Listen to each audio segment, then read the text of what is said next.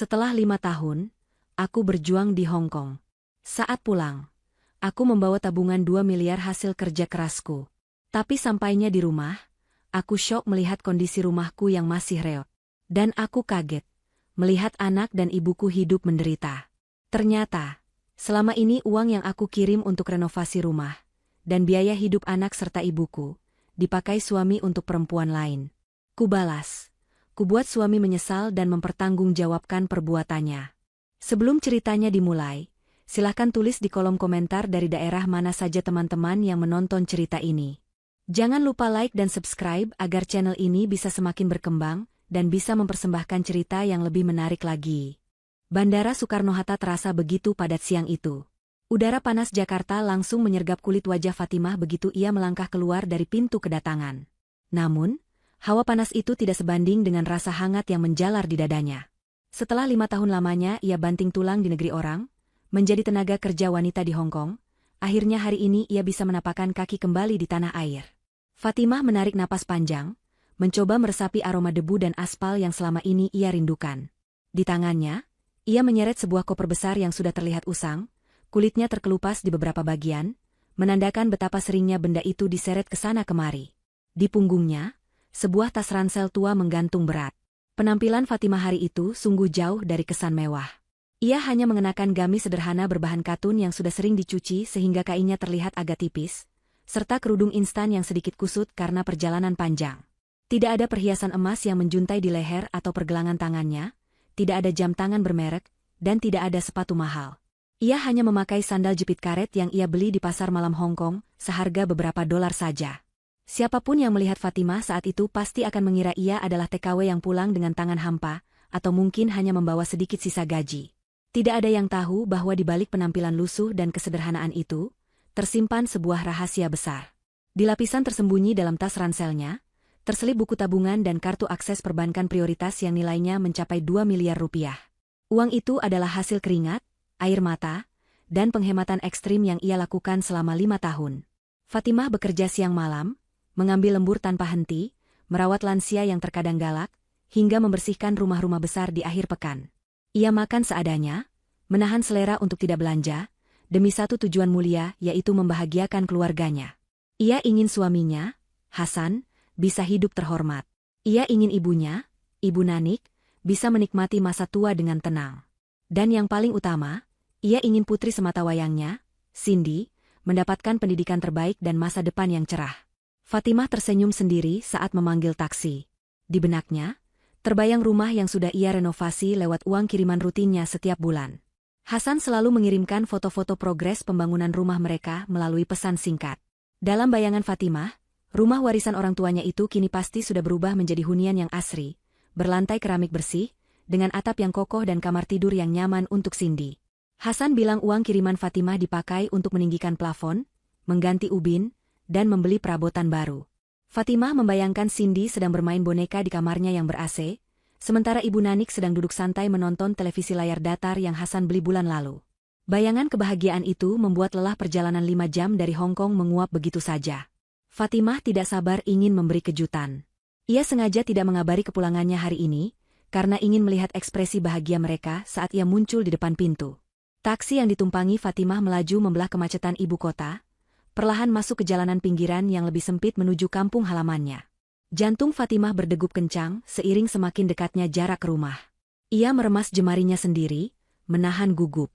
Sopir taksi sempat bertanya apakah Fatimah yakin dengan alamat yang dituju karena daerah itu terlihat kumuh. Namun Fatimah hanya mengangguk mantap. Ia berpikir mungkin lingkungan sekitarnya memang belum berubah, tapi rumahnya pasti akan menjadi yang paling bagus di sana. Kendaraan berbelok masuk ke gang yang hanya cukup untuk satu mobil. Jalanan di sana rusak parah, penuh lubang yang digenangi air sisa hujan semalam. Fatimah mengernyitkan dahi. Kenapa jalanan menuju rumahnya masih seburuk ini? Bukankah Hasan bilang ia juga menyumbang uang untuk perbaikan jalan kampung? Fatimah mencoba menepis rasa curiga yang mulai merayap di hatinya. Mungkin perbaikan jalannya belum sampai ke gang ini, pikirnya menghibur diri. Taksi akhirnya berhenti tepat di titik koordinat yang Fatimah berikan. Fatimah turun dengan semangat, matanya berbinar mencari sosok rumah impiannya. Namun, senyum di bibir Fatimah seketika lenyap. Wajahnya pucat pasi, matanya membelalak tak percaya. Di hadapannya kini, berdiri sebuah bangunan yang lebih mirip gubuk daripada rumah.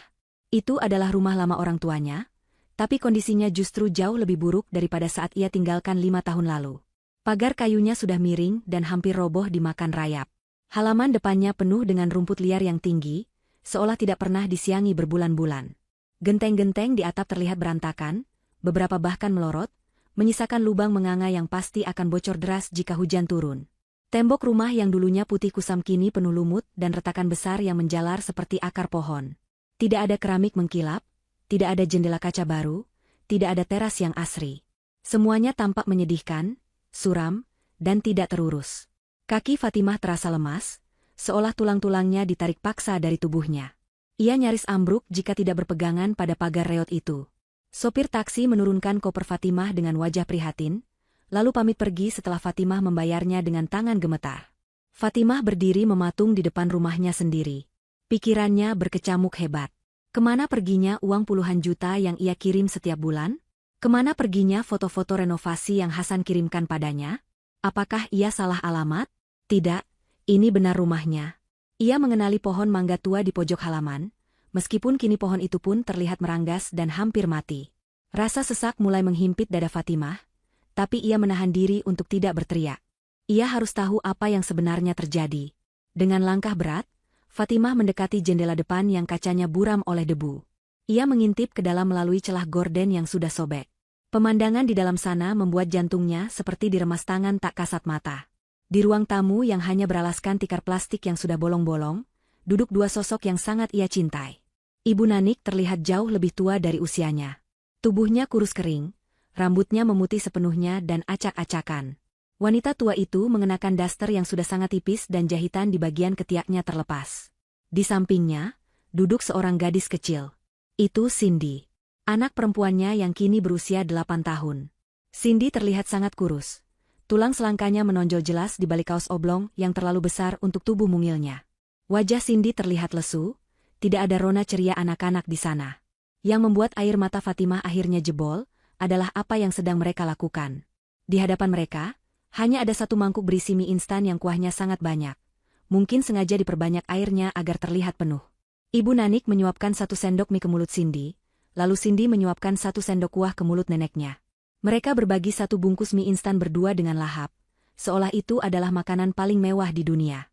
Fatimah menutup mulutnya dengan tangan, menahan isak tangis agar tidak terdengar. Hatinya hancur berkeping-keping. Selama ini ia bekerja keras, menahan lapar di negeri orang, dengan keyakinan bahwa anak dan ibunya hidup makmur di kampung halaman.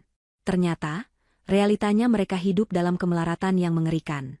Kemarahan mulai membakar darah Fatimah, menggantikan rasa sedih. Ini tidak masuk akal. Uang yang ia kirim jumlahnya lebih dari cukup untuk hidup mewah di desa, bahkan sisa untuk ditabung. Tiba-tiba, suara deru mesin mobil halus terdengar mendekat. Fatimah buru-buru bersembunyi di balik semak belukar yang tumbuh liar di samping pagar. Instingnya menyuruhnya untuk mengamati dulu sebelum menampakkan diri. Sebuah mobil sedan mengkilap berwarna gelap berhenti tepat di depan rumah reot itu. Mobil itu terlihat sangat baru dan mewah, kontras sekali dengan lingkungan kumuh di sekitarnya. Pintu pengemudi terbuka, dan turunlah sosok laki-laki yang sangat Fatimah kenal. Hasan, suaminya. Penampilan Hasan sungguh mengejutkan. Ia memakai kemeja bermerek yang licin, celana bahan yang pas di kaki, sepatu kulit mengkilap, dan jam tangan besar yang berkilauan tertimpa matahari. Rambutnya ditata rapi dengan minyak rambut, wajahnya bersih dan terawat, perutnya sedikit membuncit tanda hidup makmur. Hasan tidak sendiri. Dari pintu penumpang depan, turun seorang wanita muda dengan penampilan mencolok. Wanita itu, Yuli, mengenakan gaun pendek yang modis dan sepatu hak tinggi. Tas yang ia tenteng jelas barang bermerek mahal. Wajahnya penuh riasan tebal, dan di lehernya melingkar kalung emas yang cukup besar. Hasan merangkul pinggang Yuli dengan mesra tanpa rasa canggung sedikitpun, seolah mereka adalah pasangan suami istri yang sah. Mereka tertawa-tawa kecil sambil berjalan menuju pintu rumah reot itu. Fatimah mendengar suara Yuli yang manja dan cempreng mengeluh. Yuli berkata bahwa ia malas sekali harus mampir ke gubuk bau ini, tapi Hasan membujuknya dengan berkata mereka hanya perlu memberikan sedikit uang receh agar si tua bangka dan anak ingusan itu tidak mati kelaparan, supaya tetangga tidak curiga. Darah Fatimah mendidih sampai ke ubun-ubun. Tangannya mengepal begitu kuat hingga kukunya melukai telapak tangan. Jadi beginilah kelakuan suaminya selama ini.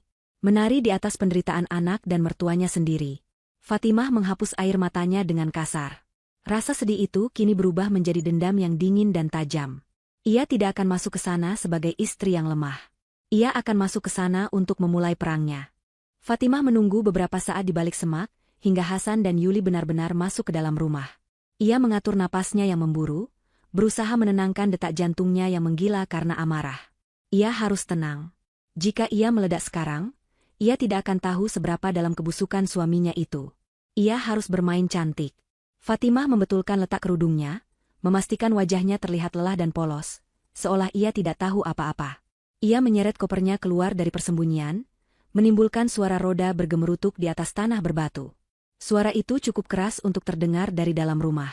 Di dalam, Hasan baru saja melempar selembar uang Rp50.000 ke meja di depan Ibu Nanik, menyuruh mertuanya itu membeli nasi bungkus, ketika suara koper terdengar. Hasan dan Yuli saling pandang dengan kaget. Sebelum mereka sempat bereaksi lebih jauh, pintu depan yang engselnya sudah rusak itu didorong terbuka.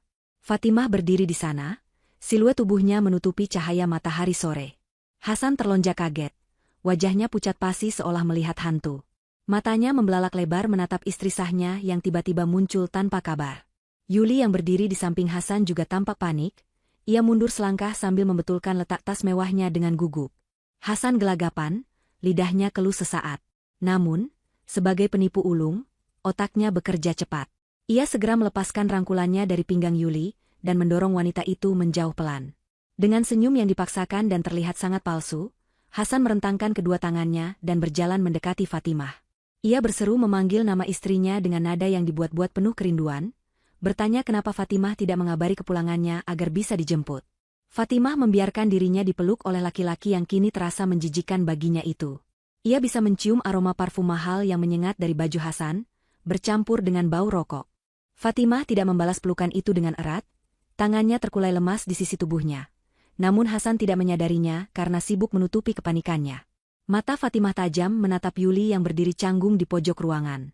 Hasan buru-buru memperkenalkan Yuli sebagai rekan bisnis yang kebetulan sedang menumpang lewat untuk melihat lokasi proyek. Alasan yang sangat konyol dan tidak masuk akal mengingat pakaian Yuli yang seperti hendak pergi ke pesta, bukan ke proyek bangunan. Namun, Fatimah memilih untuk diam dan mengangguk pelan, berpura-pura percaya. Hasan kemudian memberikan kode mata yang tajam pada Yuli untuk segera pergi. Yuli yang mengerti situasi segera pamit dengan alasan ada urusan mendesak. Ia melenggang keluar melewati Fatimah tanpa menyapa. Hidungnya diangkat tinggi seolah jijik berdekatan dengan Fatimah yang terlihat lusuh. Setelah Yuli pergi, sandiwara Hasan berlanjut. Ia mulai membual panjang lebar sebelum Fatimah sempat bertanya. Dengan wajah memelas yang dibuat sedih, Hasan bercerita bahwa uang renovasi rumah yang Fatimah kirim dibawa kabur oleh kontraktor nakal. Ia mengarang cerita sedih bahwa ia sudah berusaha mengejar kontraktor itu sampai keluar kota tapi hasilnya nihil. Bahkan ia mengaku tertipu habis-habisan sampai harus berutang sana-sini. Hasan juga berkata bahwa bisnis sembako yang ia rintis dengan modal dari Fatimah bangkrut karena ditipu mitra kerja. Semua alasan itu meluncur mulus dari mulutnya, seolah sudah disiapkan sejak lama untuk mengantisipasi momen ini. Fatimah mendengarkan semua bualan itu dengan wajah datar, hatinya mencibir. Ia tahu semua itu bohong, tapi ia belum mau membongkarnya sekarang. Fatimah kemudian beralih menatap Ibu Nanik dan Cindy yang masih duduk mematung di atas tikar. Tangis Fatimah pecah saat ia berlutut dan memeluk tubuh ringkih ibunya. Ibu Nanik menangis terseduh-seduh, tangannya yang kurus dan kasar mengelus punggung Fatimah, membisikkan kata syukur bahwa anaknya pulang dengan selamat. Tidak ada kata-kata keluhan yang keluar dari mulut ibunya. Wanita tua itu terlalu mulia untuk mengadu domba, atau mungkin terlalu takut pada ancaman Hasan selama ini. Fatimah lalu memeluk Cindy erat-erat. Tubuh anaknya terasa begitu kecil dalam dekapannya. Cindy membenamkan wajahnya di leher Fatimah, menghirup aroma ibunya dalam-dalam, lalu berbisik lirih memanggil, "Ibu." Suara itu terdengar begitu rapuh, menyayat hati Fatimah. Fatimah memeriksa lengan dan kaki Cindy, kulitnya kering dan kusam, ada beberapa bekas luka gigitan nyamuk yang menghitam, tanda bahwa anak ini tidak mendapatkan perawatan yang layak. Sore itu, suasana di rumah terasa canggung. Hasan terus-menerus bicara, berusaha mengalihkan perhatian dari kondisi rumah yang hancur. Ia bertanya tentang pekerjaan Fatimah di Hong Kong, dan yang paling penting, ia memancing pertanyaan tentang berapa banyak uang yang Fatimah bawa pulang. Fatimah yang sudah waspada sejak awal, memasang wajah sedih. Ia berbohong dengan mengatakan bahwa gajinya di tahun-tahun terakhir banyak dipotong agen karena krisis ekonomi di sana, dan sisa uangnya habis untuk biaya pengobatan teman sesama TKW yang sakit parah. Fatimah berkata ia hanya membawa pulang sedikit uang saku, cukup untuk makan beberapa minggu saja. Mendengar pengakuan Fatimah, wajah Hasan berubah drastis. Senyum palsunya lenyap seketika, digantikan oleh tatapan dingin dan kecewa yang tidak bisa ia sembunyikan. Nada bicaranya yang tadinya manis dan penuh perhatian, berubah menjadi ketus dan tidak sabaran. Ia bahkan tidak menawarkan bantuan saat Fatimah hendak membereskan kopernya. Hasan mendengus kesal, bergumam pelan tentang betapa sia-sianya Fatimah pergi jauh-jauh jika pulang tidak membawa hasil. Reaksi jujur Hasan ini semakin meyakinkan Fatimah bahwa suaminya itu memang hanya mencintai uangnya, bukan dirinya. Fatimah menyimpan rasa sakit itu dalam-dalam, berjanji pada dirinya sendiri bahwa ia tidak akan mengeluarkan 1 rupiah pun dari tabungan 2 miliarnya untuk laki-laki ini. Malam harinya, kondisi rumah terasa semakin menyedihkan. Lampu ruangan temaram karena Hasan hanya memasang bohlam dengan watt kecil demi hemat listrik. Nyamuk berdengung di mana-mana karena tidak ada kawat nyamuk di ventilasi. Fatimah tidur di kasur busa tipis di lantai bersama Cindy dan Ibu Nanik. Sementara Hasan tidur di kamar yang satu-satunya memiliki kasur pegas, meskipun kasur itu pun sudah tua. Fatimah tidak bisa memejamkan mata. Ia membelai rambut Cindy yang tidur gelisah karena kepanasan. Hatinya perih memikirkan betapa menderitanya mereka selama 5 tahun ini, sementara ia bekerja keras di seberang lautan. Saat tengah malam, ketika suasana sepi, Fatimah mendengar langkah kaki Hasan menuju kamar mandi yang letaknya di bagian belakang rumah. Dinding rumah yang tipis membuat suara apapun terdengar jelas. Fatimah mengendap-endap mendekat, menempelkan telinganya ke dinding kayu yang berbatasan dengan kamar mandi. Ia mendengar suara Hasan sedang menelepon seseorang dengan nada suara rendah tapi jelas. "Halo, sayang? Iya, maaf tadi aku tidak bisa angkat telepon. Si babu itu ada di rumah." Suara Hasan terdengar kesal. Jeda sejenak, lalu ia melanjutkannya lagi. "Tenang saja, dia bodoh seperti biasanya. Dia percaya saja waktu aku bilang uang renovasi ditipu kontraktor. Tapi sialnya, dia pulang miskin. Katanya gajinya habis dipotong agen. Sialan benar, padahal aku sudah janji mau belikan kamu mobil baru bulan depan." Fatimah menahan napas, tangannya menutup mulut agar tidak mengeluarkan suara geraman. Hasan tertawa kecil dari balik telepon. "Ah, kamu tenang saja. Dia pasti menyembunyikan sesuatu. Tidak mungkin TKW 5 tahun pulang tidak bawa uang. Nanti aku akan geledah tasnya saat dia lengah. Atau aku akan paksa dia untuk kerja lagi kalau uangnya benar-benar habis. Yang penting kamu sabar ya, jangan marah dulu. Nanti besok aku ke sana, kita makan enak. Biar saja si Fatimah makan nasi garam sama ibunya yang penyakitan itu." Darah Fatimah terasa naik ke kepala. Kata-kata Hasan begitu keji, merendahkan istri dan ibu mertuanya sendiri seperti sampah. Hasan merencanakan untuk menguras hartanya, dan bahkan berniat menyuruhnya menjadi kuli lagi jika uangnya habis. Fatimah mundur perlahan kembali ke kasur tipisnya. Ia membaringkan tubuhnya di samping Cindy, memeluk anaknya erat. Air matanya menetes bukan karena sedih, tapi karena tekad yang membaja. Malam itu, di bawah atap bocor dan gigitan nyamuk, Fatimah bersumpah. Ia tidak akan menjadi korban lagi. Ia akan menjadi mimpi buruk bagi Hasan. Permainan baru saja dimulai, dan Hasan tidak tahu siapa yang sedang ia hadapi. Fatimah memejamkan mata, menyusun rencana pembalasan yang rapi dan menyakitkan. Pagi itu matahari belum terlalu tinggi ketika Fatimah sudah terbangun dari tidur ayamnya. Semalaman ia nyaris tidak bisa memejamkan mata, karena memikirkan rencana busuk suaminya yang ia dengar dari balik dinding kamar mandi. Namun, pagi ini Fatimah memilih untuk bersikap biasa saja. Ia bangun lebih awal, membantu Ibu Nanik di dapur yang kondisinya sangat memprihatinkan. Dapur itu hanya memiliki 1 kompor minyak tanah tua yang sumbunya sudah pendek, membuat api sering mati mendadak. Peralatan masaknya pun sudah penyok dan menghitam. Hati Fatimah perih melihat ibunya harus meniup-niup kompor dengan napas yang tersengal-sengal, hanya untuk menjerang air. Dengan cekatan, Fatimah mengambil alih pekerjaan itu, menyuruh ibunya duduk istirahat. Ia menyeduh teh hangat yang gulanya sangat sedikit, karena persediaan gula di toples hampir habis. Saat menyajikan teh untuk Hasan yang baru bangun, Fatimah melihat suaminya itu masih bermuka masam. Hasan meminum teh itu dengan sekali teguk, lalu mengeluh rasanya tawar, tanpa sedikit pun mengucapkan terima kasih pada Ibu Nanik yang susah payah membelinya dengan uang receh sisa belanja. Hasan bergegas mandi dan berpakaian rapi. Ia mengenakan kemeja terbaiknya dan menyemprotkan parfum yang wanginya menyengat, kontras dengan bau apek di dalam rumah.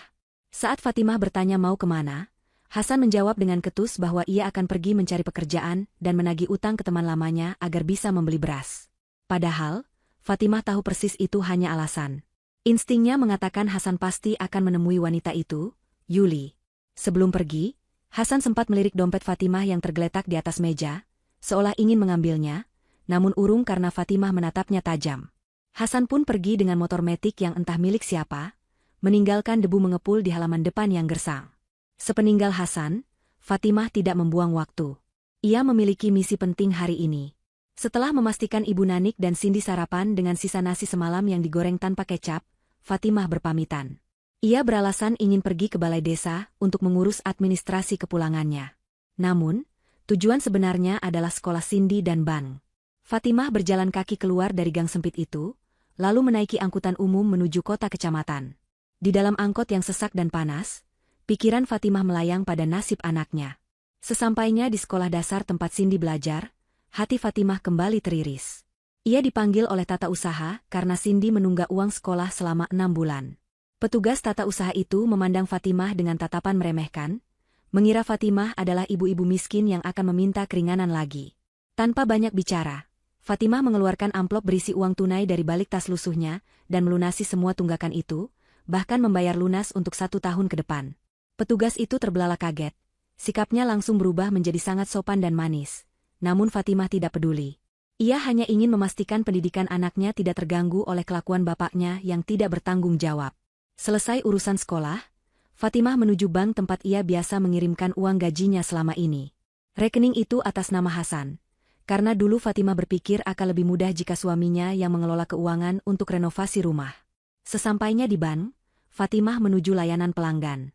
Karena ia membawa bukti transfer dan buku tabungan lama yang ia bawa, serta surat kuasa yang dulu pernah Hasan tanda tangani saat awal pembukaan rekening, yang untungnya masih Fatimah simpan salinannya, Fatimah meminta cetak mutasi rekening koran selama 5 tahun terakhir. Awalnya petugas bank agak ragu karena penampilan Fatimah yang lusuh. Namun setelah Fatimah menunjukkan ketegasannya dan sedikit mengancam akan melaporkan ketidakberesan, petugas itu akhirnya membantu. Saat lembaran-lembaran kertas mutasi itu keluar dari printer, tangan Fatimah gemetar menerimanya. Fatimah duduk di kursi tunggu ban yang dingin, matanya menelusuri baris demi baris angka di kertas itu. Semakin jauh ia membaca, semakin sesak napasnya. Fakta yang terpampang di sana jauh lebih mengerikan dari dugaannya. Setiap kali ada uang masuk dari pengiriman Fatimah di Hong Kong, dalam hitungan jam uang itu langsung ditarik tunai atau ditransfer ke rekening lain. Nama yang paling sering muncul sebagai penerima transfer adalah Yuli Astuti. Nominalnya tidak main-main. Ada transfer 5 juta, 10 juta, bahkan 20 juta. Selain itu, ada banyak transaksi debit di tempat-tempat yang membuat darah Fatimah mendidih. Toko perhiasan emas, butik pakaian bermerek di mal pusat kota, restoran mahal, hingga pembayaran hotel berbintang. Sementara di rumah, ibunya makan mie instan dibagi 2 dan anaknya hampir putus sekolah. Hasan justru menghamburkan uang jerih payah Fatimah untuk memanjakan selingkuhannya di hotel dan restoran mewah. Tidak ada 1 rupiah pun yang dipakai untuk membeli material bangunan atau membayar tukang. Semua laporan renovasi yang Hasan kirimkan hanyalah foto palsu yang entah ia ambil dari mana. Fatimah meremas kertas bukti itu hingga lecek. Air mata kemarahan menggenang di pelupuk matanya, tapi ia segera menghapusnya. Ia tidak boleh menangis di sini. Ia harus kuat. Fatimah menyimpan bukti-bukti itu dengan rapi ke dalam tas rahasianya. Ia kemudian pergi ke bank lain, bank swasta tempat ia menyimpan uang tabungan rahasianya yang 2 miliar itu. Di sana, pelayanan yang ia terima sangat berbeda karena ia adalah nasabah prioritas, meskipun penampilannya sederhana. Fatimah menarik sedikit uang tunai untuk pegangan darurat yang ia sembunyikan di lapisan dalam pakaiannya, lalu pulang ke rumah dengan perasaan yang jauh lebih dingin dan penuh perhitungan. Sore harinya, Hasan pulang dengan wajah yang dibuat lelah. Ia melempar jaketnya ke kursi dan mengeluh betapa susahnya mencari kerja. Fatimah menyambutnya dengan segelas air putih, wajahnya datar tanpa ekspresi. Malam itu, setelah makan malam yang hening, Hasan memulai aksinya. Ia duduk di samping Fatimah, memijat bahu istrinya dengan pijatan yang terasa palsu dan menjijikan. Dengan suara lembut yang dibuat-buat, Hasan berkata bahwa ia punya kabar buruk. Ia bilang penagih utang yang dulu meminjamkan uang untuk berobat, almarhum ayah Hasan, datang menagih dengan bunga yang mencekik. Hasan mengarang cerita sedih bahwa ia diancam akan dibunuh jika tidak membayar 100 juta rupiah besok. Ia memohon pada Fatimah untuk meminjamkan uang tabungan hasil kerja di Hong Kong untuk melunasi utang itu demi keselamatan nyawa Hasan. Fatimah mendengarkan dongeng itu sambil menahan muak. Ia tahu ayah Hasan sudah meninggal 10 tahun lalu dan tidak pernah punya utang. Ini pasti akal-akalan Hasan untuk memeras uangnya demi berfoya-foya lagi dengan Yuli. Mungkin Yuli sedang minta dibelikan mobil baru seperti yang ia dengar di telepon semalam. Fatimah menarik napas panjang, menatap lurus ke manik mata Hasan yang licik. Dengan suara bergetar yang ia buat serealistis mungkin, Fatimah berkata, "Mas, maafkan aku. Sebenarnya, uang tabunganku sudah tidak ada." Wajah Hasan seketika berubah tegang. Pijatan di bahu Fatimah berhenti mendadak. "Maksudmu apa tidak ada? Kamu kerja 5 tahun masa tidak ada sisa?" Tanyanya dengan nada yang mulai meninggi, tidak bisa menyembunyikan kepanikannya. Fatimah menunduk, memasang wajah penuh penyesalan. "Sebenarnya di bandara kemarin, saat aku menunggu jemputan taksi, tasku disayat orang. Dompet berisi semua uang tunai dan kartu ATM-ku hilang dicopet. Aku takut bilang sama kamu karena takut kamu marah. Sisa uangku benar-benar habis. Mas, aku pulang hanya bawa baju-baju bekas ini." Keheningan yang mencekam menyelimuti ruangan itu selama beberapa detik. Lalu, tiba-tiba Hasan berdiri dan menendang kursi plastik di depannya hingga terpental. "Bohong!" teriaknya menggelegar, membuat Ibu Nanik dan Cindy yang sedang tidur di sudut ruangan terbangun kaget. Wajah Hasan memerah padam, urat lehernya menonjol. Topeng suami baik hati yang ia pakai seharian ini runtuh seketika. "Kamu pasti bohong. Dasar wanita tidak berguna. 5 tahun pergi, pulang cuma bawa badan. Kemana otakmu hah? Bagaimana bisa dicopet? Kamu pasti menyembunyikannya kan?" Hasan mulai mengacak-acak tas dan koper Fatimah dengan kasar. Ia menumpahkan semua isinya ke lantai. Baju-baju lusuh Fatimah berserakan. Hasan merobek puring koper, mencari celah rahasia, tapi tidak menemukan apa-apa karena buku tabungan dan kartu prioritas sudah Fatimah amankan di tempat yang tidak mungkin Hasan temukan, yaitu dijahit di dalam bantal tidur Ibu Nanik yang kumal. Hasan menggeram marah seperti binatang buas yang kelaparan. Ia membanting koper kosong itu ke dinding, nyaris mengenai kepala Cindy yang menangis ketakutan dalam pelukan neneknya. "Dasar istri pembawa sial," maki Hasan sambil menunjuk wajah Fatimah. "Kalau kamu tidak punya uang, untuk apa kamu pulang? Cuma jadi beban saja di sini. Mulai besok, kamu harus cari uang. Aku tidak mau tahu, kamu harus ganti rugi waktu yang sudah aku buang buat nungguin kamu." Hasan meludah ke lantai, tepat di dekat kaki Fatimah, lalu membanting pintu kamar dan mengurung diri di sana. Fatimah tidak bergeming. Ia memeluk Cindy dan ibunya yang gemetaran. Di balik kerudung lusuhnya, bibir Fatimah menyunggingkan senyum tipis yang sangat dingin. Umpan sudah dimakan. Sekarang Hasan mengira ia miskin dan tidak berdaya. Dengan begitu, Hasan tidak akan waspada. Serigala itu sudah menunjukkan wujud aslinya, dan Fatimah siap untuk memasang perangkap yang akan menghancurkan kakinya perlahan-lahan. Malam itu menjadi saksi bisu, bahwa air mata Fatimah sudah kering, berganti dengan bensin yang siap membakar habis segala kepalsuan di rumah ini. Matahari pagi belum sepenuhnya terbit, tapi suara bentakan Hasan sudah terdengar memecah keheningan rumah reot itu. Sejak pengakuan Fatimah semalam tentang uang yang hilang dicopet, sikap Hasan berubah 180 derajat. Tidak ada lagi sisa-sisa keramahan palsu atau sandiwara suami yang rindu. Hasan kini terang-terangan menunjukkan kebenciannya. Ia memandang Fatimah seperti memandang kotoran yang menempel di sepatunya. Pagi ini, Hasan melempar sebungkus besar pakaian kotor ke hadapan Fatimah yang sedang menyapu lantai tanah. Plastik hitam itu mendarat dengan keras, membuat debu beterbangan. "Cuci itu sampai bersih. Jangan pakai mesin cuci tetangga, boros listrik dan air.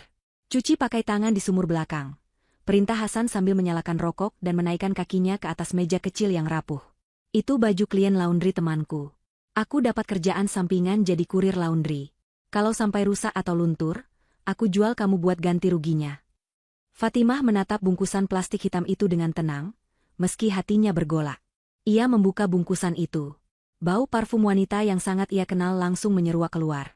Ini bukan baju klien laundry sembarangan. Ini adalah baju-baju milik Yuli. Fatimah mengenali gaun merah menyala yang dipakai Yuli saat datang kemarin sore, dan beberapa pakaian dalam beranda mahal yang jelas bukan selera ibu-ibu rumah tangga biasa. Hasan benar-benar sudah gila. Ia menyuruh istri sahnya mencuci pakaian dalam selingkuhannya dengan alasan pekerjaan.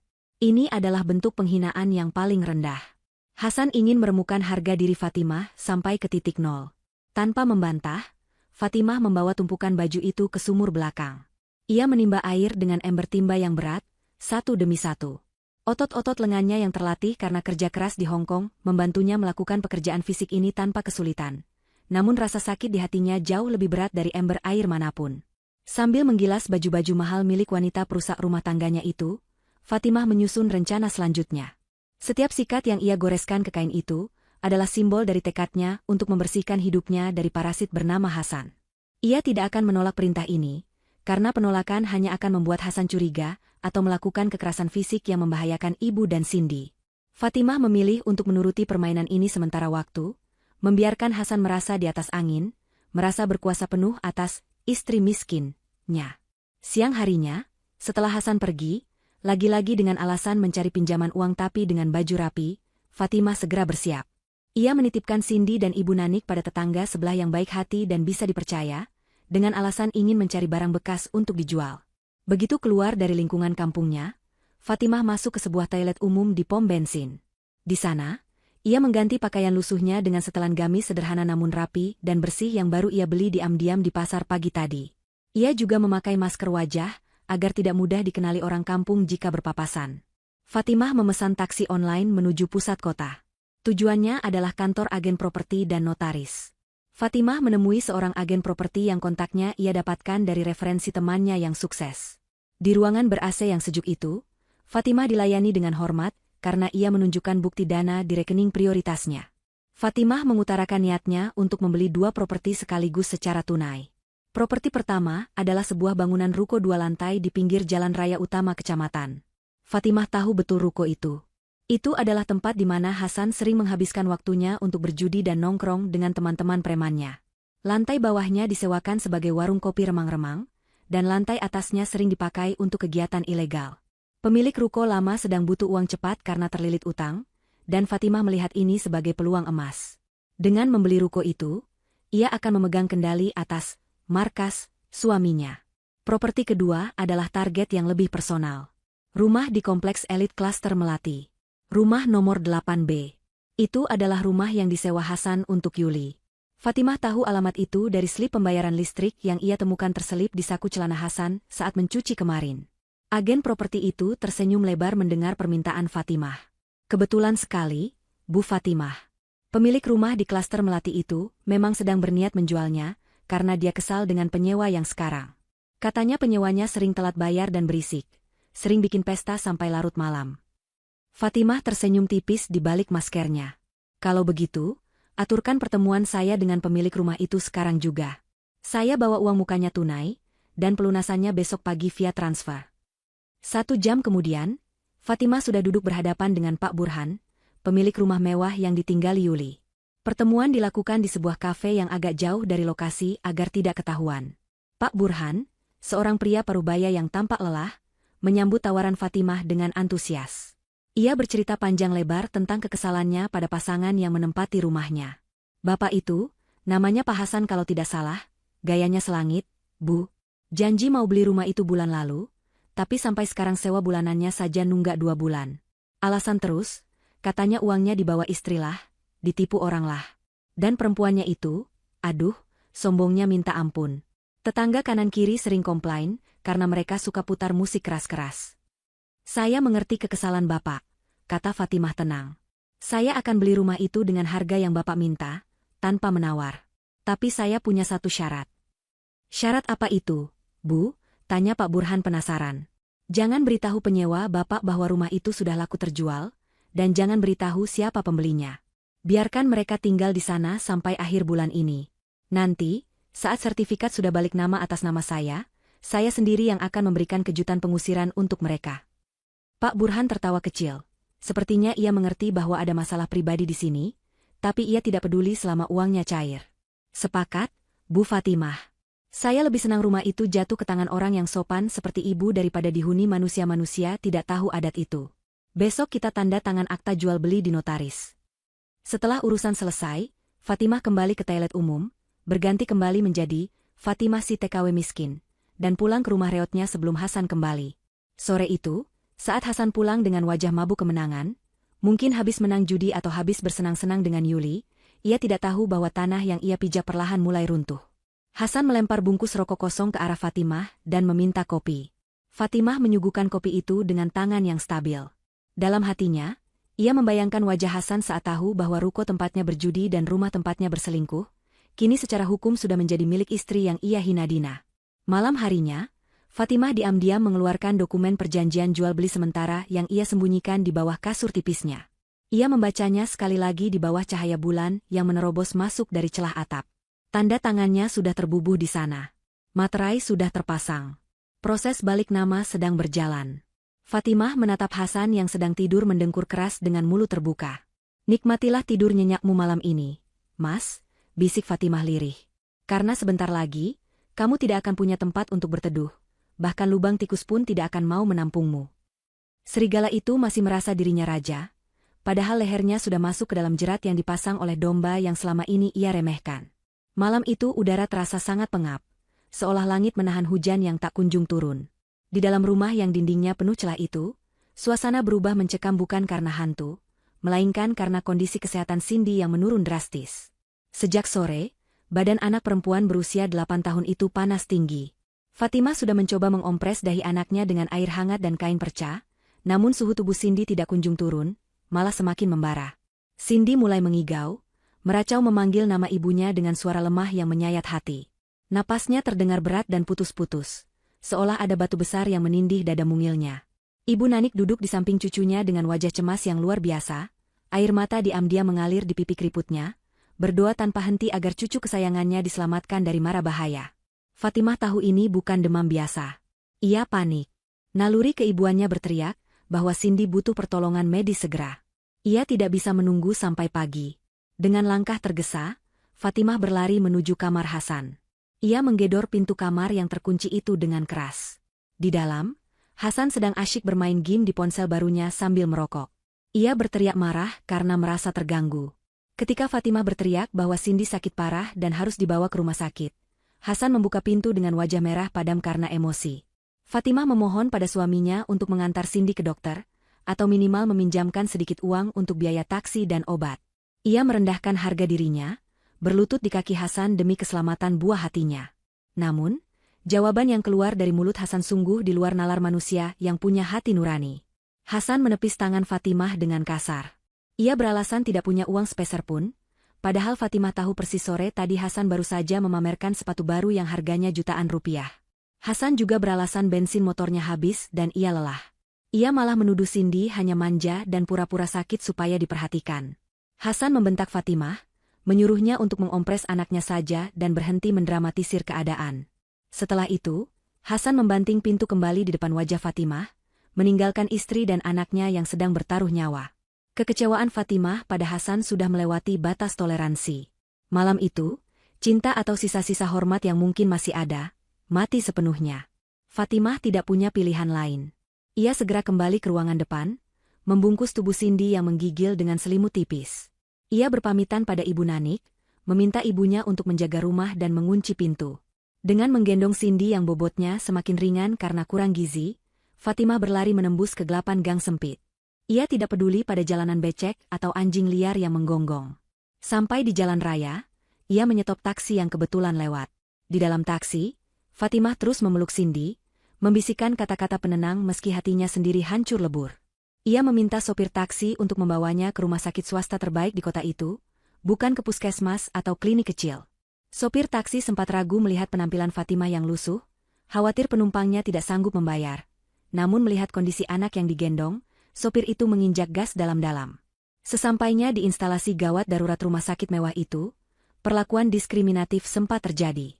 Perawat dan petugas administrasi memandang Fatimah dengan tatapan curiga. Mereka menyangka Fatimah adalah pengemis atau orang tidak mampu yang salah masuk tempat. Petugas administrasi dengan nada dingin meminta uang muka jaminan perawatan yang nilainya besar, sebelum dokter bisa memeriksa Cindy. Tanpa banyak bicara, Fatimah merogoh saku tersembunyi di balik gamisnya. Ia mengeluarkan sebuah kartu debit berwarna hitam pekat, kartu nasabah prioritas yang hanya dimiliki oleh segelintir orang kaya raya. Ia meletakkan kartu itu di meja marmer dengan bunyi, tap, yang tegas. Petugas administrasi itu terbelalak kaget. Tangannya gemetar saat menerima kartu tersebut. Setelah digesek dan melihat saldo serta status nasabah yang muncul di layar komputer, sikap petugas itu berubah 180 derajat. Ia menjadi sangat hormat, membungkuk sopan, dan segera memanggil tim dokter spesialis anak terbaik. Cindy langsung dibawa masuk ke ruang VIP. Dokter dan perawat bekerja cekatan memasang infus dan memberikan obat-obatan terbaik. Fatimah duduk di sofa empuk ruang rawat inap yang luas dan ber-AC dingin, memandangi wajah anaknya yang mulai tenang dan tertidur pulas. Dokter mengatakan Cindy terkena infeksi bakteri yang cukup parah karena daya tahan tubuhnya lemah akibat kurang gizi dan lingkungan yang tidak higienis, namun untungnya Fatimah membawanya tepat waktu. Fatimah menangis lega. Malam itu, ia membayar lunas semua biaya perawatan untuk 3 hari ke depan, memesan makanan sehat terbaik untuk Cindy, dan memastikan anaknya mendapat pelayanan kelas 1. Ia melakukan semua itu tanpa sepengetahuan Hasan. Bagi dunia luar, ia masih Fatimah si TKW miskin, tapi di ruangan ini, ia adalah ibu yang sanggup membeli nyawa anaknya kembali. Menjelang subuh, setelah memastikan kondisi Cindy stabil dan dijaga oleh perawat khusus, Fatimah memutuskan untuk pulang sebentar. Ia harus mengambil baju ganti dan memastikan ibu Nanik baik-baik saja, serta menjaga sandiwaranya di depan Hasan. Ia tidak ingin Hasan curiga kenapa ia tidak pulang semalaman. Sampai di rumah, matahari baru saja terbit. Hasan sudah bangun dan sedang marah-marah di teras karena tidak ada kopi. Melihat Fatimah pulang sendirian tanpa Cindy, Hasan langsung menyembur dengan omelan. Ia menuduh Fatimah keluyuran malam-malam dan menelantarkan suami. Ia sama sekali tidak bertanya bagaimana keadaan anaknya. Fatimah menjawab dengan suara datar bahwa Cindy dirawat di bangsal kelas 3 rumah sakit umum daerah, dengan bantuan jaminan sosial orang miskin. Hasan hanya mendengus meremehkan, lega karena tidak perlu keluar uang. Namun, ujian kesabaran Fatimah belum berakhir. Siang harinya, saat Fatimah sedang menjemur pakaian, sebuah mobil jeep besar berhenti di depan rumah reot mereka. 3 orang pria berbadan besar dengan wajah garang turun dari mobil. Mereka adalah penagih utang atau debt collector. Tanpa permisi, mereka menendang pagar kayu yang sudah rapuh hingga roboh. Suara gaduh itu membuat Hasan yang sedang tidur siang terlonjak kaget. Ia keluar dengan wajah pucat pasi begitu melihat siapa tamunya. Ternyata, Hasan memiliki utang judi bola dan sabung ayam yang nilainya mencapai 500 juta rupiah. Utang itu sudah jatuh tempo dan bunganya terus membengkak. Para penagih utang itu menyeret Hasan keluar rumah. Mereka memukul wajah Hasan hingga bibirnya pecah. Ibu Nanik menjerit histeris melihat menantunya dipukuli, mencoba melerai namun didorong hingga jatuh terduduk. Fatimah berlari membantu ibunya, matanya menatap tajam pada para preman itu. Salah satu penagih utang, yang tampaknya adalah pemimpinnya, mencengkeram kerah baju Hasan dan mengancam akan membakar rumah ini jika Hasan tidak membayar sekarang juga. Hasan yang pengecut dan tidak punya harga diri, menangis memohon ampun. Dalam kepanikan dan rasa takut yang luar biasa, Hasan melakukan hal yang sangat hina. Ia menunjuk ke arah Fatimah. "Tolong jangan sakiti saya, Bang. Ambil saja istri saya," teriak Hasan dengan suara gemetar. Dia baru pulang jadi TKW, dia pasti punya uang simpanan yang belum dia akui. Atau kalau tidak, bawa saja dia. Jadikan dia jaminan. Suruh dia kerja paksa atau jual saja dia untuk melunasi utang saya. Saya ikhlas, Bang. Asal jangan bunuh saya. Dunia seakan berhenti berputar bagi Fatimah. Ia mendengar kalimat itu dengan sangat jelas. Suaminya, imam keluarganya, baru saja menyerahkan dirinya kepada gerombolan penjahat sebagai barang jaminan utang judi. Hasan tega menjual istrinya sendiri demi menyelamatkan nyawanya yang tidak berharga. Para penagih utang itu menoleh ke arah Fatimah, menatapnya dari ujung kaki ke ujung kepala dengan tatapan melecehkan. Fatimah tidak mundur. Ia berdiri tegak melindungi ibunya. Di dalam hatinya, api kemarahan sudah membakar habis segala keraguan. Hasan bukan lagi manusia di matanya. Hasan adalah iblis yang harus dimusnahkan. Saat preman itu melangkah mendekatinya, Fatimah mengangkat tangannya, memberikan isyarat tunggu. Wajahnya tidak menunjukkan ketakutan, melainkan sebuah keberanian yang aneh dan membingungkan bagi para preman itu. Situasi di halaman rumah reot itu sangat tegang. Para penagih utang berhenti sejenak melihat reaksi Fatimah yang tidak histeris seperti wanita pada umumnya. Fatimah memasang wajah memelas yang sangat meyakinkan, sebuah akting kelas atas demi menjebak suaminya lebih dalam. Ia bersujud di kaki pimpinan penagih utang itu, menangis meraung-raung seolah ketakutan setengah mati. Ia memohon agar jangan dibawa paksa. Di sela-sela tangisannya, Fatimah berkata dengan suara lantang agar didengar Hasan, "Tolong, Bang, jangan bawa saya. Beri saya waktu 1 hari. Saya akan pergi ke kota, menemui bos lama saya yang baik hati.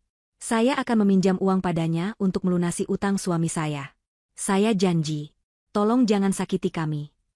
Hasan yang masih tersungkur di tanah dengan wajah lebam, buru-buru mengiyakan. "Iya, Bang. Benar? Dia punya bos kaya. Beri dia waktu, besok uangnya pasti ada. Kalau besok tidak ada, abang boleh potong tangan saya. Teriak Hasan tanpa rasa malu, kembali mengorbankan istrinya. Pimpinan penagih utang itu berpikir sejenak, lalu meludah ke tanah. Ia setuju memberikan waktu 24 jam. Jika besok uang 500 juta itu tidak ada di meja bos mereka, rumah ini akan dibakar dan Hasan akan dihabisi. Setelah mengancam sekali lagi, gerombolan itu pergi meninggalkan debu dan ketakutan. Begitu mereka pergi, Hasan bukannya berterima kasih atau meminta maaf, ia malah memaki Fatimah. Awas kalau kamu gagal dapat uang itu. Kamu harus usaha, kalau perlu mengemis atau jual diri, aku tidak peduli. Pokoknya besok utangku lunas. Ancam Hasan sebelum masuk ke kamar untuk mengobati lukanya, meninggalkan Fatimah yang menatap punggungnya dengan tatapan mematikan. Fatimah membantu Ibu Nanik berdiri, menenangkan ibunya yang syok berat. Ia berbisik bahwa semuanya akan baik-baik saja, dan ia punya rencana. Keesokan harinya, Fatimah pergi pagi-pagi sekali. Ia tidak pergi mencari pinjaman seperti yang ia katakan. Ia pergi menemui pengacara kepercayaannya di sebuah kantor hukum bona fide di pusat kota. Di sana, Fatimah mengeluarkan bukti kepemilikan dana dan meminta pengacara tersebut untuk menghubungi bos rentenir tempat Hasan berutang. Transaksi terjadi di balik layar. Fatimah, melalui perantara pengacaranya, membeli surat utang Hasan secara lunas. Ia membayar 500 juta rupiah itu tunai. Kini, surat perjanjian utang piutang itu berpindah tangan. Secara hukum, kreditur Hasan bukan lagi rentenir itu, melainkan sebuah perusahaan investasi yang sebenarnya dimiliki oleh Fatimah. Dalam dokumen peralihan hak tagih, CSY, itu, tertulis klausul bahwa jika Hasan gagal membayar, maka seluruh aset yang ia miliki atau akan ia miliki di masa depan akan disita. Fatimah memegang kendali penuh atas nasib Hasan sekarang. Hasan tidak tahu bahwa bos rentenir yang ia takuti sekarang adalah istrinya sendiri. Pulang dari kota, Fatimah membawa kabar pada Hasan bahwa bos lamanya bersedia meminjamkan uang dan sudah mentransfer langsung ke rentenir itu sehingga utang Hasan lunas. Hasan bersorak kegirangan. Ia merasa sangat hebat dan beruntung. Ia tertawa lepas, mengejek Fatimah yang bodoh karena mau menanggung utangnya. Baguslah kalau begitu. Kamu memang istri yang berbakti. Nanti uang itu kamu cicil sendiri ya pakai gajimu kalau kerja lagi. Aku tidak mau ikut campur, kata Hasan santai tanpa beban dosa. Fatimah hanya mengangguk pelan, menyimpan seringai iblis di dalam hatinya. Silakan tertawa sekarang, Hasan, batinnya. Karena sebentar lagi kamu akan menangis darah. Beberapa hari kemudian, Fatimah mulai menjalankan tahap kedua rencananya. Ia mulai merenovasi rumah reot itu sedikit demi sedikit. Awalnya hanya menambal atap yang bocor, lalu memperbaiki pompa air, dan mengganti pintu depan yang rusak. Ketika Hasan bertanya dari mana uangnya, Fatimah beralasan bahwa itu adalah bantuan dari Pak RT dan sumbangan warga yang kasihan melihat kondisi rumah mereka. Hasan yang pada dasarnya malas dan tidak peduli pada tetangga, percaya begitu saja. Ia justru senang karena rumahnya jadi lebih nyaman tanpa ia harus keluar uang. Ia tidak tahu bahwa Fatimah sengaja memperbaiki rumah itu karena rumah itu adalah aset warisan ibunya yang berharga, dan ia ingin Ibu Nanik hidup lebih layak sambil menunggu tanggal main pengusiran Hasan. Suatu sore yang cerah, ketika renovasi kecil-kecilan sedang berlangsung, sebuah mobil sedan berhenti di depan rumah. Yuli turun dari mobil dengan gaya angkuh. Ia mengenakan kacamata hitam besar dan membawa kipas tangan, seolah udara di kampung itu terlalu kotor untuknya.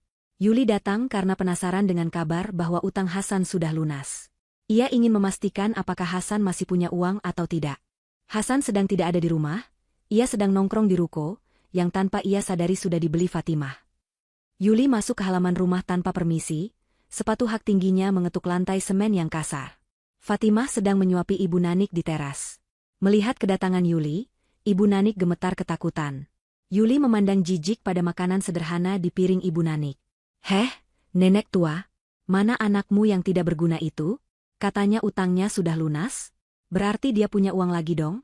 tanya Yuli kasar tanpa sopan santun. Fatimah berdiri, menatap Yuli dengan tenang. "Mas Hasan tidak ada, Mbak. Sebaiknya Mbak pulang saja. Ini rumah orang tua saya, Mbak tidak punya hak di sini." Yuli tertawa meremehkan, suaranya melengking menyakitkan telinga. "Rumah? Kamu sebut gubuk reot ini rumah? Sebentar lagi juga tempat ini akan dijual Hasan buat modal nikah sama aku.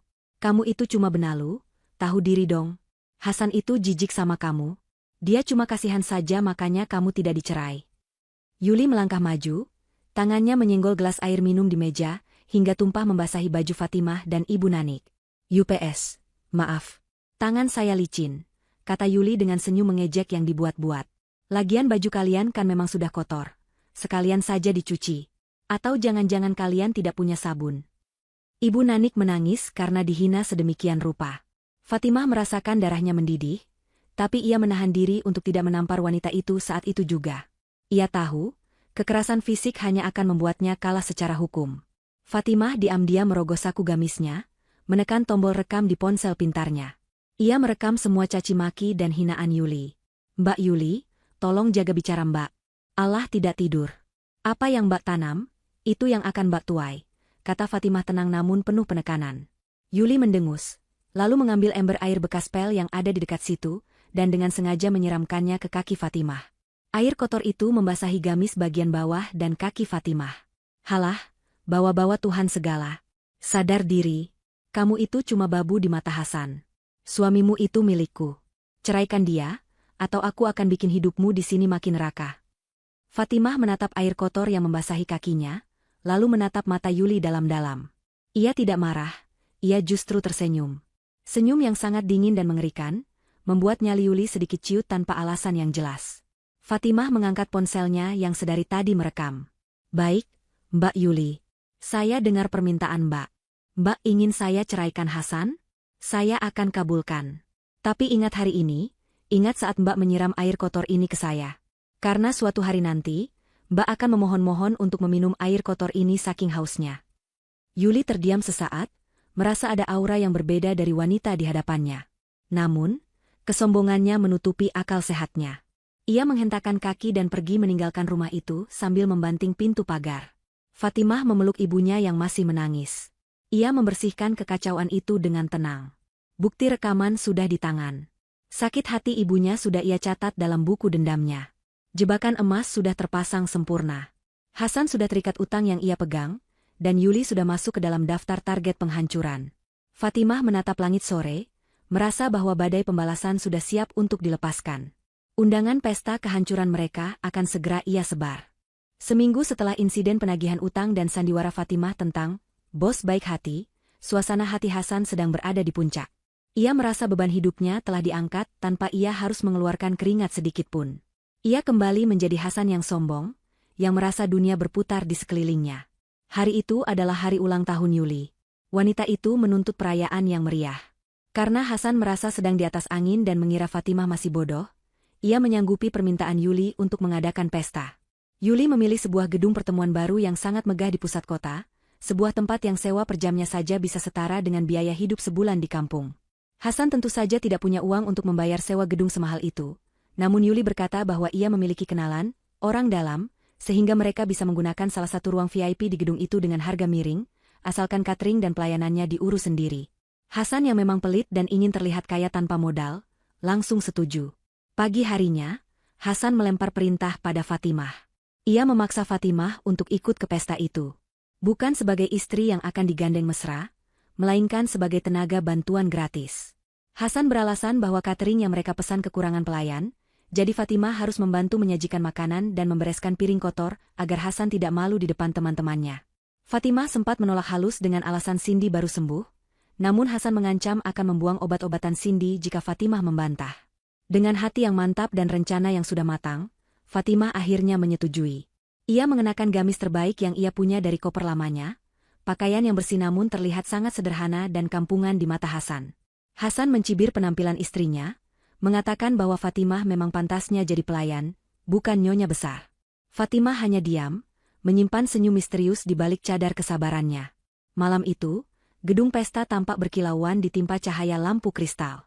Mobil-mobil mewah berderet di parkiran. Tamu-tamu undangan Yuli, yang sebagian besar adalah sosialita palsu dan teman-teman nongkrong Hasan yang berisik, mulai berdatangan. Mereka mengenakan pakaian pesta yang glamor, memamerkan perhiasan, dan tertawa lebar. Di tengah ruangan, Yuli berdiri bak ratu semalam. Ia mengenakan gaun pesta yang sangat mewah dengan payet berkilauan, rambutnya disanggul tinggi, dan riasannya tebal. Hasan berdiri di sampingnya, mengenakan jas yang ia sewa, berlagak seolah ia adalah pengusaha sukses yang membiayai pesta megah ini. Di sudut ruangan, dekat meja prasmanan, Fatimah berdiri memegang nampan berisi gelas-gelas minuman sirup buah segar dan es kelapa muda. Tidak ada minuman keras di sana, namun kemewahan hidangan lainnya cukup membuat mata terbelalak. Sepanjang acara, Hasan dan Yuli sengaja mempermalukan Fatimah. Setiap kali gelas tamu kosong, Hasan akan memanggil Fatimah dengan jentikan jari yang kasar, menyuruhnya mengisi ulang dengan nada membentak. "Heh, pelayan. Cepat sedikit kerjanya. Jangan lelet seperti siput," seru Hasan keras-keras agar didengar semua orang. Para tamu tertawa melihat adegan itu, berbisik-bisik merendahkan Fatimah. Yuli bahkan lebih parah. Ia sengaja menjatuhkan tisu kotor ke lantai, dan menyuruh Fatimah memungutnya. "Tolong ambilkan sampah itu, Bu. Kasihan kalau gedung sebagus ini kotor gara-gara ada orang kumuh di sini," sindir Yuli sambil mengibaskan kipas tangannya. Fatimah melakukan semua itu dengan tenang. Ia menunduk, memungut sampah, menuangkan minum, membiarkan dirinya diinjak-injak untuk terakhir kalinya. Hatinya tidak sakit, justru ia merasa kasihan melihat betapa bodohnya dua manusia di hadapannya ini. Mereka sedang menari di bibir jurang tanpa mereka sadari. Puncak acara tiba saat pemotongan kue. Hasan memberikan pidato singkat, membual tentang kesuksesan bisnis barunya, yang fiktif, dan betapa ia memanjakan calon istri, masa depannya, Yuli. Semua orang bertepuk tangan. Yuli tersenyum lebar, merasa menang telak dari istri sah yang kini hanya jadi pelayan di pestanya. Tiba-tiba, lampu utama gedung meredup.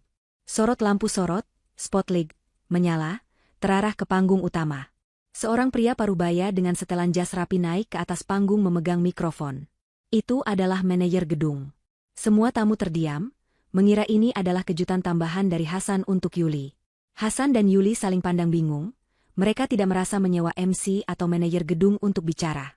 "Selamat malam para hadirin yang terhormat," suara manajer itu bergema memenuhi ruangan. "Mohon maaf mengganggu pesta Anda sekalian. Saya mewakili manajemen gedung, ingin menyampaikan rasa terima kasih dan sambutan hangat. Malam ini adalah malam yang istimewa, karena pesta ini diadakan di gedung yang baru saja berpindah kepemilikan 2 hari yang lalu. Dan malam ini, pemilik baru gedung ini hadir di tengah-tengah kita." Hasan berbisik pada Yuli, "Siapa pemilik barunya? Mungkin kita bisa kenalan buat nambah koneksi." Yuli mengangkat bahu, matanya berbinar penasaran, berharap pemilik gedung itu adalah pria kaya raya yang bisa ia goda. Manajer itu melanjutkan, "Tanpa mengurangi rasa hormat, mari kita sambut pemilik baru gedung permata ini, sekaligus pemilik kawasan ruko di Jalan Utama dan beberapa properti di klaster Melati. Ibu Fatimah." Hening. Sunyi senyap menyergap ruangan itu seketika. Nama yang disebutkan terasa asing namun familiar. Hasan mengerutkan kening. "Fatimah? Nama pasaran sekali. Pasti bukan si babu itu." Namun, sorot lampu yang tadinya mengarah ke panggung, tiba-tiba bergerak menyapu ruangan dan berhenti tepat di sudut tempat Fatimah berdiri memegang nampan kotor. Cahaya terang itu menyinari wajah Fatimah. Semua mata tertuju padanya. Fatimah perlahan meletakkan nampan itu di meja. Ia menegakkan punggungnya yang sedari tadi membungkuk. Tatapan matanya berubah, dari tatapan pelayan yang patuh menjadi tatapan penguasa yang tajam. Ia membuka kerudung instan kusamnya, dan di baliknya ia sudah mengenakan kerudung lain berbahan sutra halus yang senada dengan gamis yang ternyata ia rangkap. Ia melepas gamis luaran yang lusuh itu, menampilkan busana anggun dan berkelas yang tersembunyi di dalamnya. Aura kemiskinan itu lenyap seketika, digantikan oleh karisma seorang wanita sukses yang memegang kendali. Hasan dan Yuli ternganga lebar, rahang mereka seakan jatuh ke lantai karena saking kagetnya. Wajah mereka pucat pasi, lebih putih dari tembok gedung. Hasan mengucek matanya berkali-kali, berharap ini hanya halusinasi akibat terlalu lelah atau salah lihat. Tapi tidak, sosok yang berdiri di bawah sorot lampu itu benar-benar Fatimah, istrinya sendiri. Wanita yang tadi pagi ia bentak, ia hina, dan ia suruh mencuci baju kotor selingkuhannya, kini berdiri tegak dengan aura yang sangat berbeda. Fatimah berjalan anggun membelah kerumunan tamu yang otomatis menyibak memberinya jalan. Langkah kaki Fatimah mantap dan berwibawa, dagunya terangkat tinggi. Tidak ada lagi sosok Fatimah yang menunduk takut atau terlihat lusuh. Ia berjalan menuju panggung utama diiringi tatapan tak percaya dari ratusan pasang mata tamu undangan. Manajer gedung menyambutnya dengan membungkuk hormat, lalu menyerahkan mikrofon kepada Fatimah seolah menyerahkan tongkat komando kepada ratu. Fatimah berdiri di tengah panggung, menatap lurus ke arah Hasan dan Yuli yang mematung di dekat meja kue ulang tahun. Suasana ruangan begitu hening, hingga suara jatuhnya jarum pun mungkin akan terdengar. Fatimah tersenyum, kali ini senyumnya tulus, namun itu adalah senyum kemenangan yang mematikan. Melalui pengeras suara, suaranya terdengar jernih dan tenang memenuhi seluruh penjuru gedung. Ia mengucapkan selamat ulang tahun pada Yuli, dan menyapa Hasan dengan nada sindiran yang sangat tajam. Fatimah bertanya apakah mereka menikmati pestanya dan apakah makanannya enak. Lalu ia menegaskan bahwa ia harap mereka menikmatinya karena ini adalah pesta terakhir yang bisa mereka nikmati dengan menggunakan uang curian. Mendengar itu, Hasan tersadar dari keterkejutannya. Ia panik luar biasa. Ia berteriak menyuruh Fatimah turun dan berhenti membuat malu. Hasan berusaha menghasut para tamu dengan berteriak bahwa istrinya itu gila karena stres baru pulang jadi TKW. Ia meminta orang-orang untuk tidak mendengarkan omongan Fatimah. Namun, Fatimah tidak goyah sedikit pun. Ia tidak perlu berteriak untuk melawan Hasan. Ia hanya memberi isyarat tangan kecil pada operator di belakang panggung. Seketika itu juga, layar proyektor raksasa di belakang punggungnya menyala terang. Fatimah mengajak semua hadirin untuk melihat kemana perginya uang yang selama 5 tahun ini ia kirimkan untuk membangun rumah anak dan ibunya. Di layar raksasa itu, terpampang jelas data mutasi rekening koran Hasan yang sudah diperbesar. Deretan angka transferan masuk dari Fatimah bersanding lurus dengan transferan keluar ke rekening atas nama Yuli. Tanggal demi tanggal, nominal demi nominal, semuanya terbuka telanjang. Terdengar suara kaget dan gumaman riuh dari para tamu undangan. Mereka mulai berbisik-bisik, menunjuk-nunjuk Hasan dan Yuli dengan pandangan jijik. Foto-foto liburan mewah Hasan dan Yuli, struk belanja barang bermerek, hingga bukti pembayaran hotel berbintang yang tanggalnya bertepatan dengan saat Cindy sakit parah. Semuanya ditampilkan secara bergantian seperti sebuah presentasi kejahatan yang sempurna. Fatimah mulai berbicara lagi, suaranya bergetar menahan emosi yang membuat suasana semakin dramatis. Ia menceritakan bagaimana ia banting tulang di negeri orang, merawat orang tua jompo, membersihkan kotoran, dan menahan lapar demi keluarga. Ia mengirim uang untuk renovasi rumah agar ibunya nyaman, tapi Hasan memakainya untuk menyewa rumah mewah bagi wanita lain. Ia mengirim uang untuk sekolah Cindy, tapi Hasan memakainya untuk membelikan tas mahal bagi Yuli. Fatimah menekankan fakta menyakitkan bahwa saat anaknya sekarat butuh obat, Hasan justru berbohong tidak punya uang sementara ia sedang berpesta pora. Video di layar berganti. Kali ini video rekaman Yuli yang menyiram air pel ke kaki Fatimah dan menghina Ibu Nanik tempo hari. Suara cempreng Yuli yang sombong terdengar menggema di seluruh ruangan melalui pengeras suara kualitas tinggi. Kalimat Yuli yang menyuruh Fatimah bercerai dan mengklaim Hasan adalah miliknya terdengar sangat jelas. Wajah Yuli di dunia nyata kini merah pada menahan malu dan marah. Ia ingin lari, tapi kakinya seolah terpaku di lantai. Tamu-tamu undangan yang tadinya memuja Yuli sebagai sosialita, kini menatapnya dengan tatapan menghakimi. Topeng wanita berkelas yang ia pakai hancur lebur dalam hitungan detik. Fatimah kemudian menatap Hasan yang kini keringat dingin bercucuran deras di dahinya. Fatimah bertanya apakah Hasan mengira ia pulang miskin dan bodoh. Fatimah lalu mengeluarkan sebuah map tebal.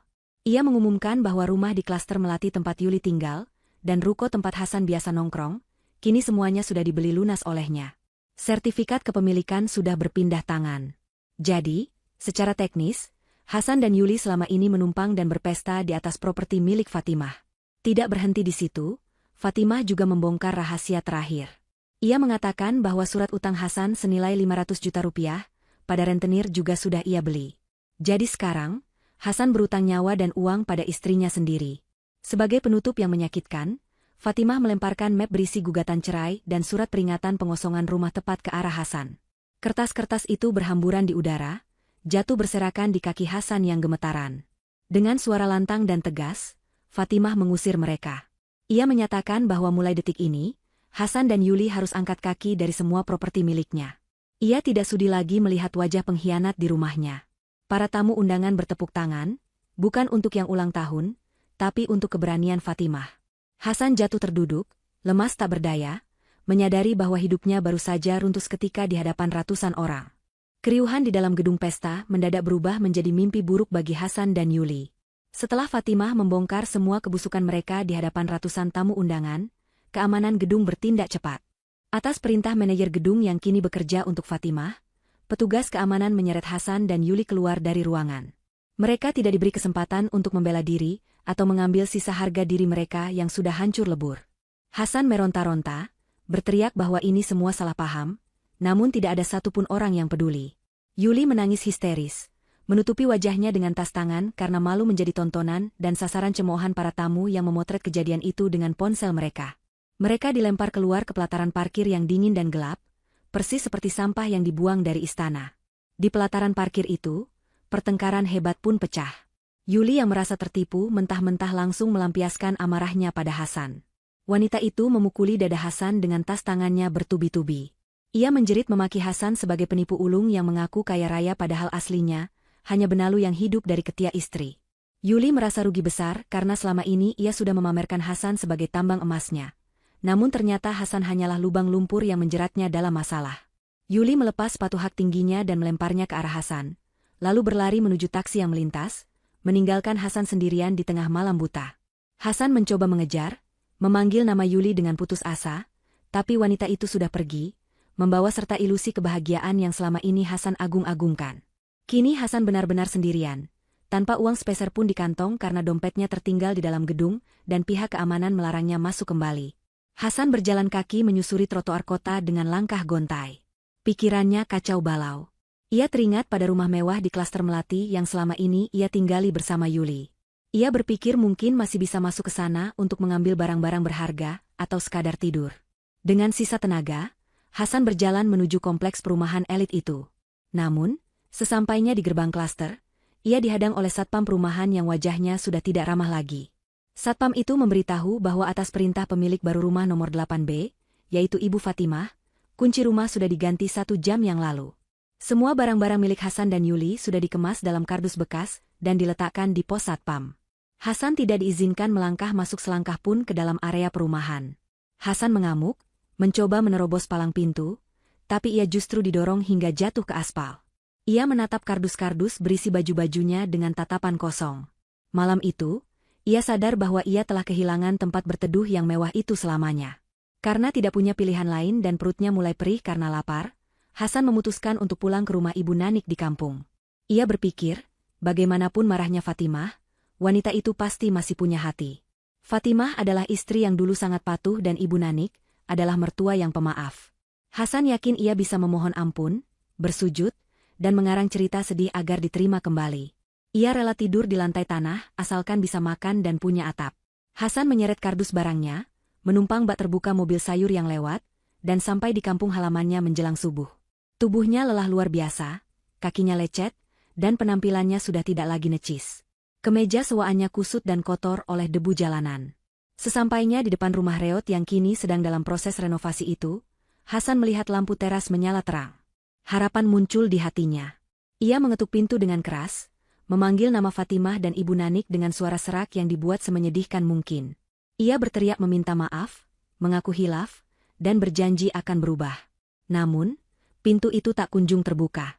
Hasan terus menggedor, semakin keras dan semakin panik. Tiba-tiba pintu terbuka. Bukan Fatimah yang menyambutnya dengan pelukan, melainkan 2 orang petugas kepolisian berseragam lengkap dengan wajah tegas. Di belakang polisi, berdiri Fatimah dengan wajah dingin, didampingi pengacaranya. Di sudut ruangan, Ibu Nanik memeluk Cindy, menutup mata cucunya agar tidak melihat pemandangan menyedihkan ayahnya. Hasan mundur selangkah, wajahnya pucat pasi seperti mayat. Polisi itu membacakan surat penangkapan. Hasan dilaporkan atas tuduhan berlapis, penggelapan uang dalam jumlah besar, penipuan, penelantaran anak dan istri, serta kekerasan dalam rumah tangga berdasarkan bukti rekaman dan visum Cindy saat masuk rumah sakit tempo hari. Selain itu, pengacara Fatimah juga menyerahkan bukti utang piutang yang sudah jatuh tempo. Karena Hasan tidak mampu membayar utang 500 juta yang kini dipegang Fatimah, ia akan diproses secara hukum perdata dan pidana sekaligus. Hasan gemetar hebat, kakinya lemas hingga ia jatuh berlutut. Ia menangis meraung-raung, bukan karena menyesal, tapi karena takut dipenjara. Ia mencoba merangkak mendekati Fatimah, memohon belas kasihan, menyebut-nyebut masa lalu mereka yang indah. Fatimah menatap Hasan tanpa emosi. Tatapannya kosong, seolah ia sedang melihat orang asing yang tidak pernah ia kenal. Ia berkata dengan suara datar bahwa kesempatan Hasan sudah habis. Waktu 5 tahun yang Fatimah habiskan untuk bekerja keras dikhianati begitu saja, dan saat Cindy sakit parah Hasan justru menelantarkannya. Itu adalah dosa yang tidak bisa dimaafkan dengan air mata buaya. Fatimah meminta polisi segera membawa Hasan, karena keberadaannya membuat Cindy trauma. Saat polisi memborgol kedua tangan Hasan dan menyeretnya menuju mobil patroli, Hasan berteriak memanggil nama anaknya. Cindy. Cindy anak ayah. Tolong ayah. Nak, bilang sama ibumu jangan penjarakan ayah. Teriak Hasan histeris. Cindy melepaskan pelukan neneknya dan berjalan perlahan ke ambang pintu. Ia menatap ayahnya yang sedang diseret polisi. Tidak ada air mata di mata gadis kecil itu, hanya ada tatapan kecewa yang mendalam. Dengan suara lantang, Cindy menjawab teriakan ayahnya. Om jahat. Om bukan ayah yang baik. Om biarkan Cindy lapar dan sakit. Jangan ganggu ibu dan nenek lagi. Kalimat itu menampar Hasan lebih keras daripada pukulan fisik manapun. Pintu hati anaknya sudah tertutup rapat. Hasan dimasukkan ke dalam mobil polisi, sirine berbunyi memecah keheningan pagi buta di kampung itu, menandai berakhirnya kebebasan dan kesombongan Hasan.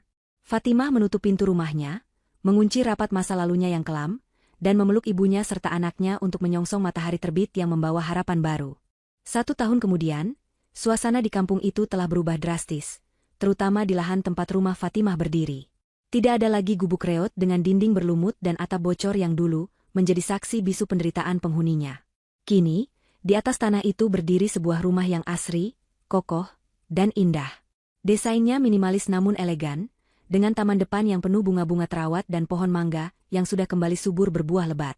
Pagar rumah yang dulu miring hampir roboh, kini digantikan oleh pagar besi tempa yang artistik. Di garasi, terparkir sebuah mobil keluarga yang nyaman, siap mengantar penghuninya kemana saja. Rumah ini bukan sekadar bangunan, melainkan simbol kebangkitan dan harga diri Fatimah yang telah ia rebut kembali. Kehidupan Fatimah pun telah bertransformasi sepenuhnya. Uang tabungan dan aset yang ia miliki dikelola dengan sangat cerdas. Ia tidak menghamburkannya untuk gaya hidup hedonis, seperti yang dilakukan mantan suaminya. Fatimah membuka sebuah butik busana muslimah yang kini menjadi langganan ibu-ibu pejabat di kota, serta sebuah restoran keluarga yang menyajikan masakan rumahan dengan cita rasa istimewa.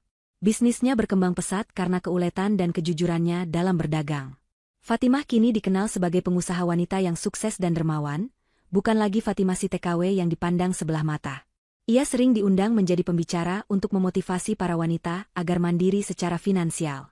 Kebahagiaan terbesar Fatimah bukanlah pada hartanya, melainkan pada senyum Ibu Nanik dan Cindy. Ibu Nanik kini terlihat jauh lebih sehat dan segar. Tubuhnya tidak lagi kurus kering, wajahnya berseri-seri, dan ia menghabiskan masa tuanya dengan tenang, mengikuti pengajian dan berkebun di halaman belakang tanpa harus memikirkan besok mau makan apa. Cindy pun tumbuh menjadi anak yang ceria dan pintar. Ia bersekolah di sekolah dasar Islam terpadu terbaik di kota itu, mengikuti berbagai les bakat, dan pipinya kini gembil kemerahan, tanda gizi yang tercukupi dengan baik. Trauma masa lalunya perlahan sembuh berkat kasih sayang yang melimpah dari ibu dan neneknya. Tidak ada lagi bayang-bayang ketakutan akan bentakan ayah, atau kelaparan di tengah malam. Hari itu adalah hari Jumat. Seperti kebiasaan rutinnya setiap minggu, Fatimah mengadakan kegiatan Jumat Berkah.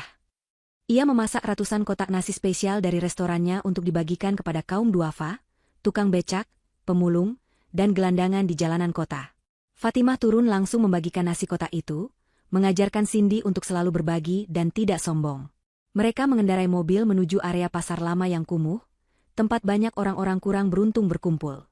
Cindy dengan semangat menyerahkan kotak nasi kepada siapa saja yang ia temui, menebar senyum manisnya. Di salah satu sudut trotoar yang kotor dan bau pesing, dekat tumpukan sampah pasar, duduk sesosok manusia yang sangat memprihatinkan. Pria itu kurus kering, kulitnya hitam terbakar matahari, rambutnya panjang menggumpal dan kotor. Pakaiannya compang-camping, lebih buruk dari kain pel. Ia duduk memeluk lutut dengan tatapan kosong, menunggu belas kasihan orang lewat yang jarang sekali datang. Di kakinya terdapat luka koreng yang tidak diobati. Pria itu adalah Hasan. Setelah keluar dari penjara beberapa bulan lalu, ia tidak punya tempat tujuan. Keluarganya menolak menampungnya karena malu, teman-teman judinya menghilang, dan ia tidak punya keahlian kerja selain menipu. Ia mencoba melamar kerja tapi selalu ditolak karena catatan kriminalnya. Akhirnya, ia berakhir menjadi gelandangan, hidup dari sisa makanan di tong sampah. Mobil Fatimah berhenti tak jauh dari tempat Hasan duduk. Fatimah turun dari mobil sambil membawa beberapa kotak nasi. Ia berjalan menyusuri trotoar, membagikan makanan. Langkahnya terhenti ketika melihat sosok gelandangan di dekat bak sampah itu. Meski penampilannya sudah berubah total menjadi sangat menyedihkan, Fatimah masih mengenali bekas luka di alis pria itu. Itu Hasan. Mantan suaminya yang dulu gagah dengan pakaian sewaan, kini tak lebih dari seonggok tulang berbalut kulit yang hina. Jantung Fatimah berdesir, bukan karena cinta, tapi karena rasa iba melihat sesama manusia yang hancur. Hasan mendongak ketika melihat sepasang sepatu bersih berhenti di depannya. Matanya yang cekung menelusuri ke atas, melihat gamis indah yang dikenakan wanita itu. Ketika matanya bertemu dengan mata Fatimah, tubuh Hasan menegang. Ia mengenali wajah itu. Wajah istri yang dulu ia sia-siakan. Bibir Hasan gemetar, ia ingin memanggil nama Fatimah, ingin berteriak meminta tolong, ingin memohon agar dibawa pulang dan diberi makan enak. Namun, suara itu tertahan di tenggorokan. Rasa malu yang luar biasa besar menghantamnya. Ia melihat Cindy yang berdiri di samping Fatimah, terlihat cantik, bersih, dan bahagia. Hasan sadar, ia adalah noda kotor yang tidak pantas mendekati mereka lagi. Ia hanya bisa menunduk dalam-dalam, menyembunyikan wajahnya di antara lutut, menangis tanpa suara. Fatimah tidak mengucapkan sepatah kata pun. Ia tidak memaki, tidak juga tersenyum mengejek. Ia hanya menghela napas panjang, melepaskan sisa-sisa beban masa lalu yang mungkin masih terselip. Dengan gerakan tenang, Fatimah meletakkan satu kotak nasi dan sebotol air mineral di samping kaki Hasan. Ia memberikan sedekah itu sama seperti ia memberikannya pada gelandangan lain, tanpa perlakuan khusus. Tidak ada tawaran untuk pulang, tidak ada uang saku, hanya makanan untuk bertahan hidup hari ini. Itu adalah karma yang harus Hasan jalani. Fatimah lalu memegang tangan Cindy, membalikkan badan, dan berjalan kembali menuju mobil mewahnya. Dari balik punggungnya, terdengar isak tangis Hasan yang pecah, meraung memilukan di tengah hiruk-pikuk pasar. Hasan menangisi kebodohannya, menangisi surga yang ia hancurkan dengan tangannya sendiri, dan menangisi penyesalan yang datang terlambat. Fatimah masuk ke dalam mobil, menyalakan mesin, dan melaju pergi meninggalkan masa lalu itu di spion belakang. Ia tidak menoleh lagi. Di depan sana, masa depan yang cerah dan penuh berkah terbentang luas untuknya, Ibu Nanik, dan Cindy. Keadilan telah ditegakkan, dan kebahagiaan sejati telah mereka raih dengan kesabaran dan perjuangan.